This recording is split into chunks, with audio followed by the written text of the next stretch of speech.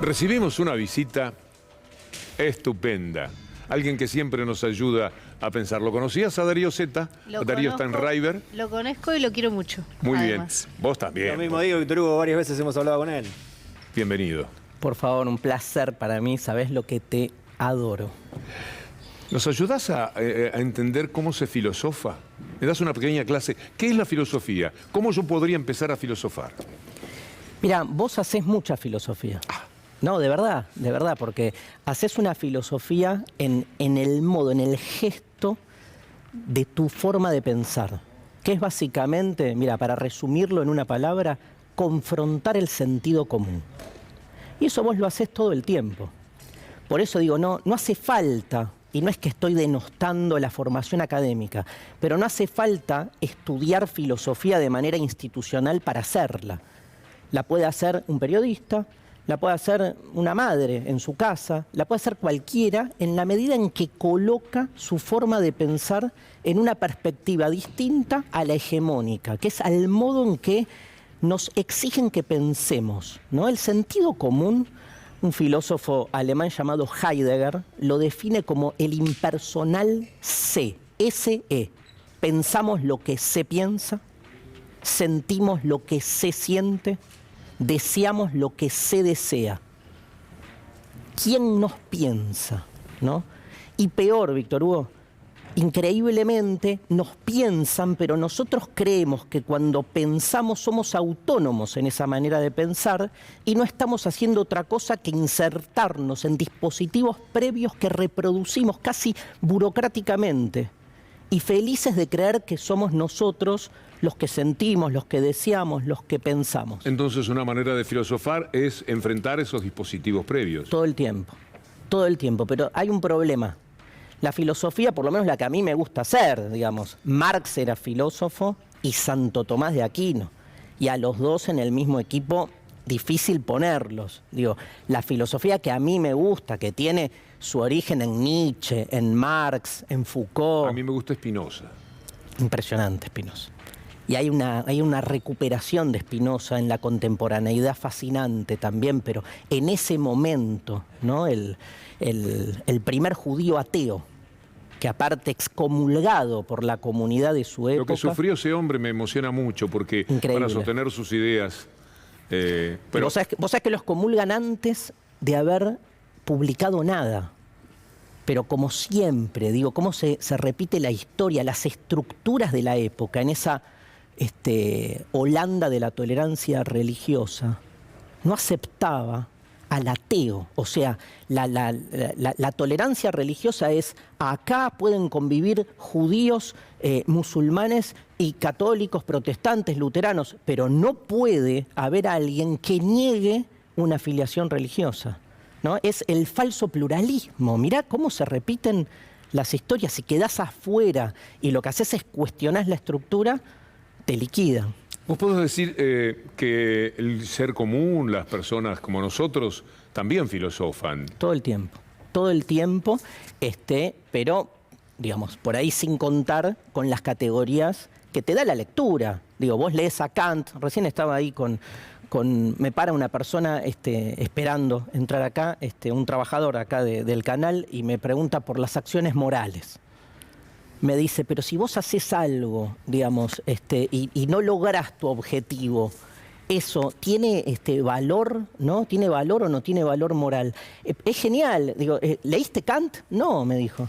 Pero parece que sí, porque de algún modo estás entrando... Ahora, si lees Kant, agudizás todas esas reflexiones. O sea, todos podemos hacer filosofía, leyendo y formándote, complejizás para bien tus reflexiones. También perdés espontaneidad, porque el que está demasiado sumido en las normativas de la academia, en los cánones, pierde algo de frescura.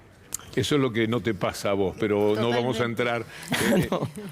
No, estoy pensando en cómo cierta derecha, sobre todo cierta derecha extrema, en la Argentina, se apropió de la palabra libertad. Y a mí me parece una palabra fuerte, hermosa, sí. Y no me gustaría que se la regalemos a los libertarios. Fíjate cómo en toda su narrativa usan esta este concepto. ¿Qué hacemos? ¿Cómo hacemos con eso? ¿Por qué se apropian de esa palabra? Primero, es la forma, Steffi, usual de vincular poder y saber. O sea, lo primero que hay que entender es que el lugar donde el poder mejor ejerce su disciplinamiento es en postular conceptos epistemológicos, o sea, desde el saber como si fuesen verdaderos, ciertos, únicos. Digo, la gran argucia del poder es que hace pasar por objetivo, por neutro, lo que es en realidad conveniente a su propio interés. Entonces vos agarrás cualquier diccionario de ciencias sociales y tenés como mínimo 10, 12 definiciones de la palabra libertad, pero se impuso una. Entonces, la pregunta es ¿por qué se impone?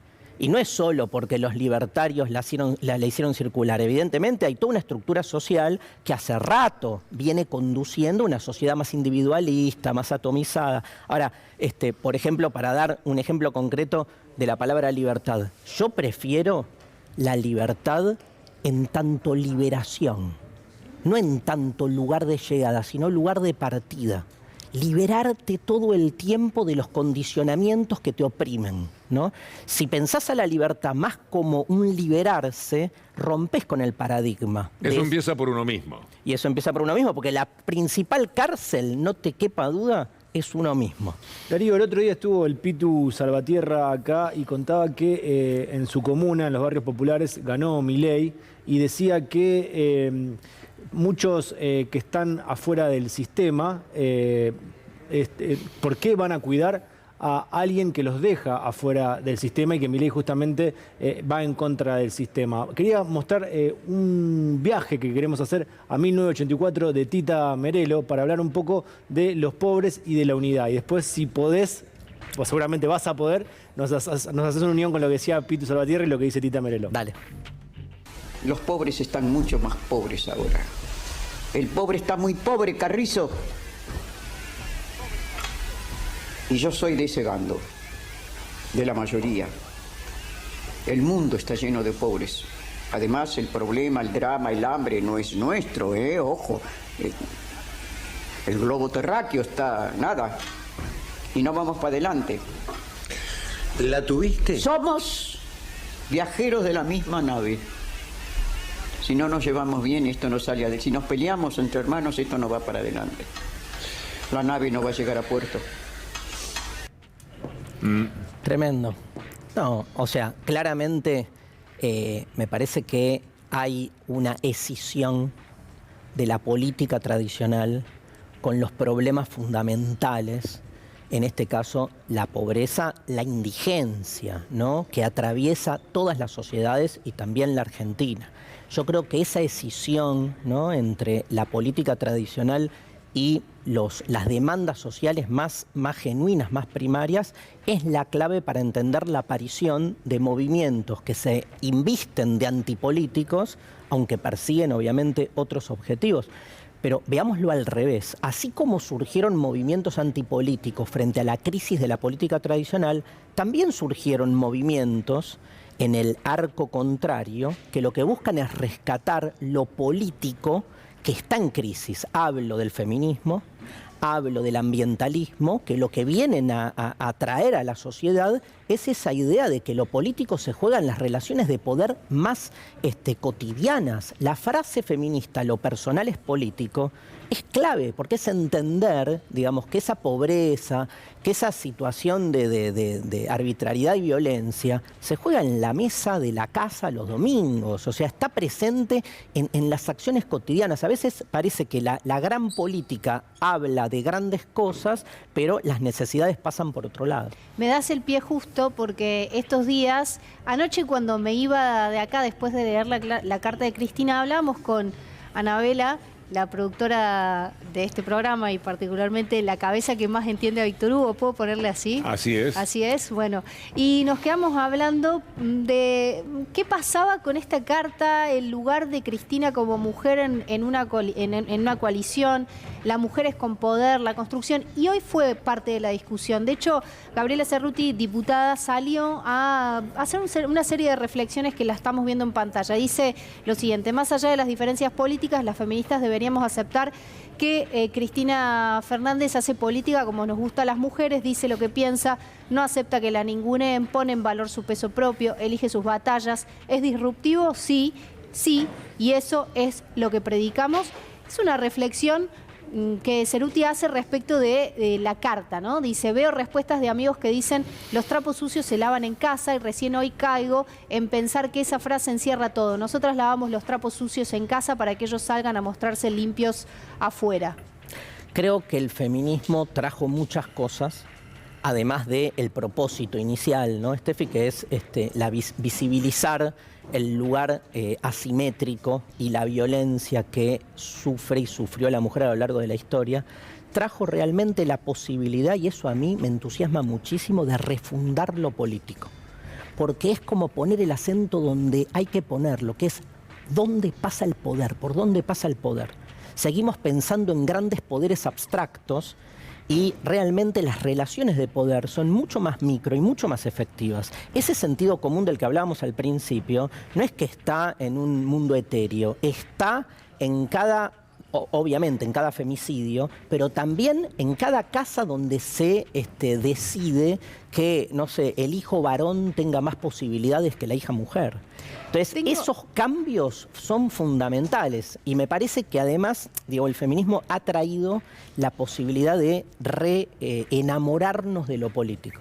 Tengo dos imágenes además para que veamos, y una vez escuché a Cristina hablar de estas dos imágenes y me parecen muy representativas de lo que quizás está sucediendo ahora. Son dos imágenes, la primera es de su primer mandato, una caricatura que publicó Clarín en los primeros 100 días de mandato, a fines de marzo de 2008, cuando Cristina recién salía de esta crisis con la patronal del campo, ¿no? Con el lockout patronal del campo. Bueno, ¿qué es lo que dijo en una plaza pública Cristina en ese momento? ¿Qué es lo que no quieren que le diga al pueblo argentino, ¿no? Y creo que un poco también podemos traer esa imagen y hablar sobre qué pasa cuando las mujeres en un frente político disputan poder, cómo se las representa, y sobre todo defender el derecho de Cristina, más allá de lo que plantea, de tener el derecho y la libertad de plantear una diferencia y una disputa política. Me parece que las feministas en este momento tenemos que respaldar ese derecho de Cristina a que no le jueguen con el contexto en contra, ¿no? No sé qué pensás respecto de esto. No, te escucho, ¿sí? Lo que más aprendí del feminismo es a escuchar, ¿no? Que me parece que es una clave en todo esto. Hay dos personajes de la política de los últimos tiempos que a ambas, y están en las antípodas ideológicas, las corren primero por mujer y después por lo que piensan. Con todas las asociaciones de eso, ¿no? Desde la locura, la pasión y cosas por el estilo, que son Cristina y Lilita. Pero a las dos, y está claro que a nosotros nos cae mejor una que otra, y sin embargo, en términos así, si querés, más patriarcales, el tipo de denostamiento, ¿se dice? Sí, se dice. Es el mismo, ¿no? Y es interesante y está bueno mostrarlo y decirlo también, más allá de las diferencias. ¿Qué mujer filósofa te interesa especialmente? Mira, en Argentina hay filósofas. Hablé con Gaby Borrelli, por ejemplo, para aclarar un poco las ideas respecto de esto, porque tenía una sensación, y viste que las feministas construimos una pero conversación. siempre el feminismo está por suerte en disputa interna, y eso lo hace crecer mucho. En Argentina me gusta mucho Diana Mafía, Esther Díaz, dos personajes que también piensan muy distinto, pero me han ¿Y en la hecho... historia, en los libros? No, sí, hay una pensadora de principios del siglo XX que se llama Simone Weil, que es fascinante, que empieza en el trotskismo, termina en una conversión mística, y bueno, toda la... ¿La filosofía siempre contiene política, en el fondo? Depende cuál. Hay filosofías que intentan, digamos, despegarse, pero yo creo, un poco por esa relación entre el saber y el poder, que pensar siempre es un acto disruptivo. Entonces forzás ese sentido común, con lo cual es un acto de poder. Porque pensamos para ser mejores y para hacer un mundo mejor, se trata de eso, ¿no? Y es el gran debate, ¿no? Digamos, ¿qué nos diferencia? ¿Viste? Hay una idea de Nietzsche que cuando se pregunta qué nos diferencia a los buenos de los malos, Nietzsche dice que los buenos somos siempre nosotros. Que es como, digamos, la filosofía de algún modo te hace darte cuenta digamos, que esto que decías antes, que el principal enclaustramiento que uno tiene es con sus propios dogmas. Por eso yo creo realmente en la necesidad de escaparse de uno mismo, ¿no? De salirse de esos lugares que uno cree tan puros, ¿no? Esa especie de sacralización del yo. Y creo en ese sentido que lo político ayuda, el otro como categoría que te está siempre moviendo, y el amor, ¿no? El amor es como la gran categoría que está todo el tiempo desarmándote. ¿Y la muerte? La muerte es el tema. Yo entré a la filosofía por ese tema. Y dije, voy a estudiar filosofía para poder dejar de estar angustiado por estar todo el tiempo pensando en que en algún momento me voy a morir. Todo el tiempo pensando. Bergson decía que no paramos de pensar, es verdad eso, ¿no? Yo hoy, después de 30 años de haber empezado a estudiar filosofía, no solo no lo logré, sino que estoy peor. O sea, pero bueno, por lo menos, bueno, nada. La cabeza a velocidades es que no de la puedo, época. No puedo, yo dije, va a haber una mañana que me voy a levantar sin esa angustia existencial. Y no me pasa, ¿sabés que no me pasa? Y más viendo el mundo como está, todo tira para abajo en algún sentido. Pero yo ¿Sos un melancólico? No, soy más un escéptico. Ajá. Más que un melancólico. El melancólico cree en algo, que no existe, ¿no? Perdido, pero cree en algo. Yo soy más como de... Siempre me peleo con las creencias ingenuas, digamos. Milito más el pesimismo. Prefiero siempre más un pesimismo militante que un optimismo ingenuo, ¿no? Schopenhauer es un pesimista. Sí. ¿Y? Me fascina, pero hay que... a dosis. Es como que te da razón a lo que vos pensás, pero es por dosis, ¿no? Porque es por dosis, sí. No hay que creérsela demasiado. O sea, hacer filosofía es como de a poquito, ¿viste? A veces me preguntan, ¿estás todo el tiempo pensando en todo? No porque me Un muero. libro que vos digas a los amigos, ¿le interesa lo que estamos charlando? Queda deslumbrado, como siempre ocurre con Darío. Pero empiece por tal lado. ¿Qué rumbo? Mira, voy a hacer un acto escénico porque tengo una remera que dice... Claro. Así habló Zaratustra, así que no puedo no mostrar esto. Librazo de Nietzsche, para zambullirse, no entender nada, pero que te pase algo. A mí siempre me pasa, pero mucho repetido esto, Víctor Hugo, que me paran en la calle y me dicen, vos sos el que haces filosofía, me encanta lo que haces, no entiendo nada, pero me encanta. Y al principio decía, todo al pedo lo que hago, porque si al final no entiende nada, y después digo, no, porque ese me encanta mueve algo. ¿No? Mueve algo, educa desde otro lugar, más emocional, ¿no? Y aplicado a la política, sí. En general, no te hablo política partidaria, de los líos que hay. No, yo creo que hay que leer, o sea, hay clásicos que hay que leer. Hay que leer el Manifiesto Comunista, hay que leerlo. O sea, lo lees y esa noche estás como... Porque aparte está escrito, es un manifiesto. Pero a partir de vos directamente, sí, tu conclusión de estas horas, caminás y ves las informaciones, lo que decimos nosotros, los periodistas y demás. ¿Qué ves de todo ese lío? No, creo esto que te decía, como vamos a usar una metáfora futbolística. El que hace filosofía, ¿sabes quién es, Víctor Hugo? Es un número 5. Para la pelota, pero no el Chapurania, ¿no? Digamos, el que tenemos ahora, que es un genio, que es el Corcho Rodríguez. Para la pelota, levanta la cabeza y te cambia el eje. Un redondo podría ser. No, redondo está en las antípodas de mi manera de ver el fútbol, ¿no? Una brujita Verón que te pegaba un pelotazo para el otro lado y la cancha hacía entonces vos estás viendo todo. El nuevo gabinete, la pregunta es, ¿qué no estás viendo? Verón es como esos GPS que uno aprieta un botón para que retome la dirección a la que vas y hace unos movimientos y se acomoda de nuevo. De otra manera, claro. Pero me parece que es por ahí, digamos, ¿qué no estás viendo? Recién hablaba del escepticismo y lo que está pasando a nivel mundial. Y hay un intento de la derecha de captar el voto de la ultraderecha. Pero la ultraderecha, como es el caso de Milei, dice que podría ir en el 2023 en una interna con Juntos por el Cambio. Escuchemos a Milei y Darío y si te parece después lo analizamos. Pero si te invitan a una PASO dentro de un espacio opositor, se llame Juntos, Cambiemos o Libertarios... No importa, vos decís la gran PASO opositora. Sí. ¿Qué haces? Y para sacar el kirchnerismo estoy dispuesto a entrar a esa contienda. Lo mejor que pasó con la pandemia y con el desencanto con los ladrones fue encontrar cantidad de gente valiosa como vos. ¿Te preocupa, Darío, esto es un peligro, el avance de la ultraderecha? Mi pregunta, que creo que es la pregunta de todos, es si los resultados de la PASO lo que expresan es un voto antigobierno por las fallas del gobierno, por la no concreción de las promesas, la típica, o si lo que expresa es una derechización de la sociedad. ¿El ser humano es mejor cada vez o está empeorando? Yo creo que está empeorando, sí. Yo creo que está empeorando y por eso cuesta más. ¿Es por eso que se imponen personajes, alejémonos de nosotros, como Trump? Sí, o sea, hay cada vez más una anulación del otro y una convicción de que el otro te pertenece. O sea, la exaltación de la supervivencia como valor supremo que hace que el otro sea solo un medio para tu propio despliegue. Y ahí va un poco de desprecio incluido. Total, porque lo desotrás, lo inhumanizás en algún punto, lo volvés como fuerza para tu necesidad. Y eso te da muchos más derechos a vos. Claro, pero porque al otro, pero esa anulación, Víctor Hugo, está presente, no es solo un ejercicio político en términos tradicionales, eso lo ves en una pareja, donde crees que tu pareja en realidad está ahí con vos para que vos puedas, no sé, desarrollar tu bienestar o calmarte, la pareja ansiolítica, ¿viste? Que da lo mismo que sea una pareja o una pastilla para calmar tu ansiedad. Entonces, ahí hay una anulación del otro. Por eso hablo del sentido común. Está todo relacionado.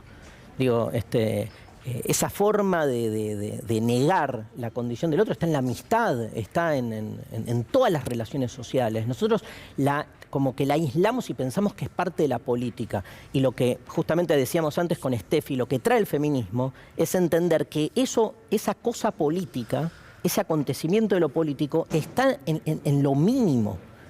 En esos asuntos que siempre parecieron ser apolíticos, como el amor, la familia, el hogar. Darío, recuerdo que cuando comenzó la pandemia mucha gente decía que íbamos a salir mejores. Yo hablé con vos y fuiste muy pesimista. Creo que estás teniendo razón. ¿Cuánto influyó la pandemia en la sociedad? Muchísimo, muchísimo. Todavía no somos conscientes. O sea, todavía no somos conscientes de las transformaciones radicales que se dan con la revolución digital, imagínate, más nosotros, Víctor Hugo y yo, los que somos de otro siglo, que todavía nos sigue sorprendiendo el WhatsApp. O sea, imagínate, estamos como entrando recién a modificar nuestra concepción del sentido. Imagínate la pandemia.